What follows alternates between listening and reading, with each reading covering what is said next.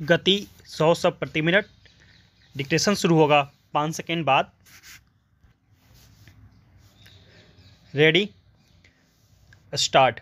जमानत के बाद रिहाई में होने वाली देरी को लेकर सुप्रीम कोर्ट ने जो गाइडलाइंस जारी की है उसकी बड़ी शिद्दत से ज़रूरत महसूस की जा रही थी।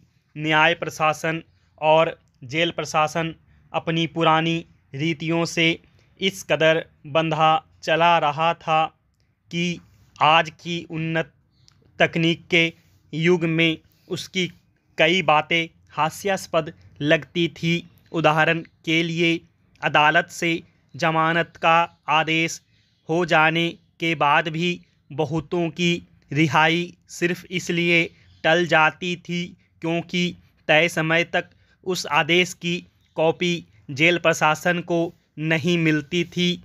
यह आदेश जेल प्रशासन तक पहुंचाने का तरीका भी वही चला आ रहा था। बाबा आदम के ज़माने का इस तरह के नियमों और तय प्रक्रियाओं का कैसा असर विक्टिम को झेलना पड़ता है, इसका एक ज्वलंत उदाहरण पत्रकार सिद्दीक कप्पन के बहुचर्चित मामले में देखने को मिला है।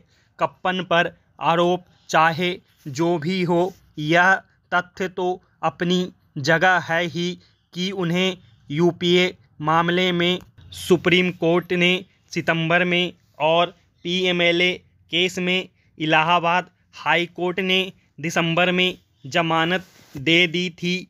बावजूद इसके इन्हीं प्रक्रियागत कारणों से उनकी रिहाई टलती रही। आखिरकार इस सप्ताह गुरुवार को वह जेल से बाहर आए। ताज़ा गाइडलाइंस में सुप्रीम कोर्ट ने ठीक ही आदेश दिया है कि जमानत आदेश होते ही उसकी सॉफ्ट कॉपी जेल प्रशासन को ईमेल से भेज दी जाए ताकि उसके पहुंचने के लिए लंबा इंतज़ार न करना पड़े। इस गाइडलाइंस के तमाम प्रावधान हाल के वर्षों में कई अलग अलग मामलों में दिखे जुडिशरी के इस रुख के अनुरूप हैं कि बेल नियम होना चाहिए और जेल अपवाद। यह अलग बात है कि जुडिशरी के इस रुख पर व्यवहार में अमल कम ही हो पाता है। यही वजह है कि जेल में बहुत से आरोपी 5-5 और 10-10 साल से बगैर जमानत के पड़े हुए हैं। ध्यान रहे, देश भर में जेलों में बंद लोगों में 80% विचाराधीन कैदी हैं, यानी वे लोग जो अभी दोषी साबित नहीं हुए हैं, जिनके मामले अदालत में चल ही रहे हैं। और अगर अदालतों में अपराध साबित होने की बात करें तो यूएपीए और पीएमएलए जैसे सख्त कानून तो छोड़िए, आईपीसी के मामलों में भी इनका प्रतिशत बहुत कम है। हत्या के महज 42.4% मामले अदालत में साबित होते हैं, रेप के 28.6% और दंगों के मात्र 21.9%। यह बात भी विभिन्न अध्ययनों से सामने आती रही है कि जेलों में बंद लोगों का बड़ा हिस्सा ऐसा होता है जो ढंग का वकील रखने या अपने हक की लड़ाई लड़ने में समर्थ नहीं होता। जाहिर है, ऐसे तमाम लोगों के लिए न्यायपालिका ही उम्मीद बन सकती है, बशर्ते वह इस सिद्धांत पर सख्ती से अमल करे कि आरोप साबित होने से पहले हर कोई बेकसूर है। पाकिस्तान ने 1999 में कारगिल की ऊंची चोटियों पर अपनी सैन्य चौकियां बना ली थी। उस युद्ध में हार जीत तय करने वाला सबसे अहम पड़ाव टाइगर हिल भारतीय सेना की पहुंच से दूर था। जब भारतीय वायुसेना को टाइगर हिल पर पाक चौकियों को ध्वस्त करने का जिम्मा मिला तो उसने इजराइल की तकनीक पर भरोसा जताया। तत्कालीन वायुसेना प्रमुख यशवंत टिपनिस ने पहली बार लेजर गाइडेड बम गिराने का फैसला किया। इजराइल से हासिल यह तकनीक युद्ध का नक्शा बदल सकती थी और हुआ भी ठीक वैसा ही। कारगिल युद्ध में इजराइल एक दोस्त की तरह भारत के साथ खड़ा रहा। इस दोस्ती की शुरुआत 1992 में कूटनीतिक संबंध स्थापित होने से हुई। दोनों देशों के बीच रिश्तों को मजबूती देने के पीछे इजराइल की हथियार बेचने की मंशा भी रही है। कारगिल युद्ध के दौरान इस्तेमाल किए गए लेजर गाइडेड बम और मानव रहित ड्रोन से हुई शुरुआत आज लगभग 72.5 करोड़ डॉलर के सालाना हथियार सौदों में बदल चुकी है। आपात स्थिति में इजराइल की त्वरित प्रतिक्रिया ने उसे भारत के लिए भरोसेमंद हथियार सप्लायर बना दिया है।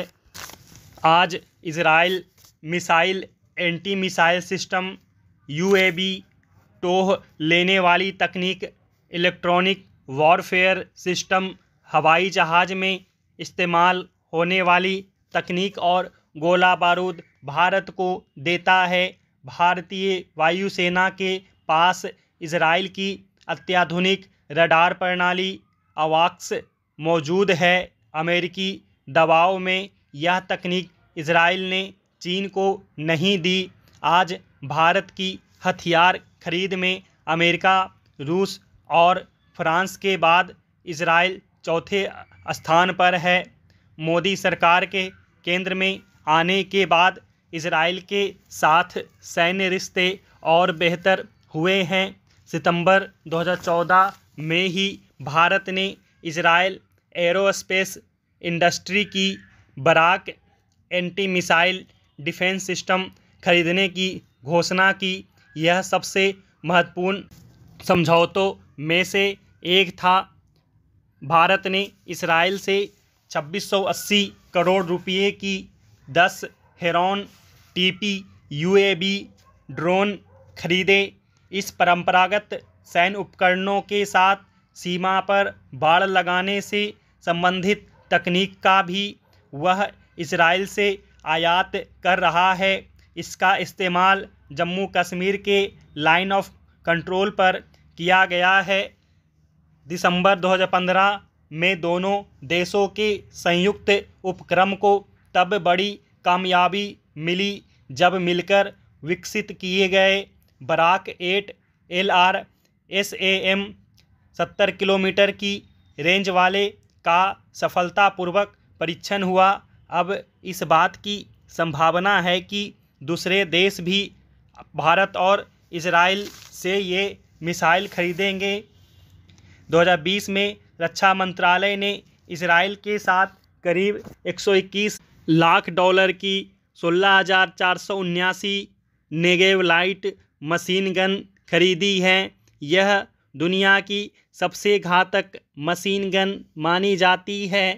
ऑटोमेटिक मोड में यह 1 मिनट में 700 से ज़्यादा गोलियां दागने की क्षमता रखती है। इसका वजन लगभग 8 किलोग्राम है। भारत के विशेष सुरक्षा दस्ते इजराइल की राइफल ट्रेबोर का इस्तेमाल करते हैं। 2016 की सर्जिकल स्ट्राइक में यही राइफल इस्तेमाल हुई थी। हाल ही में हिंदुस्तान एरोनॉटिक्स लिमिटेड ने इजरायली कंपनी IAI के साथ यात्री विमानों को मल्टी मिशन टैंकर ट्रांसपोर्ट में परिवर्तित करने के लिए करार किया है। इसके बाद एयर रिफ्यूलिंग के साथ यात्री विमानों को सामान ढोने वाले विमानों में परिवर्तित करने की तकनीक भारत के पास होगी। भारत और चीन के बीच सीमा विवाद के चलते जब भारतीय सेना को सीमा पर निगरानी के लिए अत्याधुनिक ड्रोन चाहिए थे तो एक बार फिर इजराइल पर भरोसा किया गया। सरकार ने वहां की एरोस्पेस इंडस्ट्रीज से 2021 में 200 से मिलियन डॉलर की डील कर 4 हेरॉन MK2 ड्रोन 3 साल की लीज पर लिए हैं। ये ड्रोन चीन के साथ लगी वास्तविक नियंत्रण रेखा पर तैनात भी कर दिए गए हैं। स्टॉप।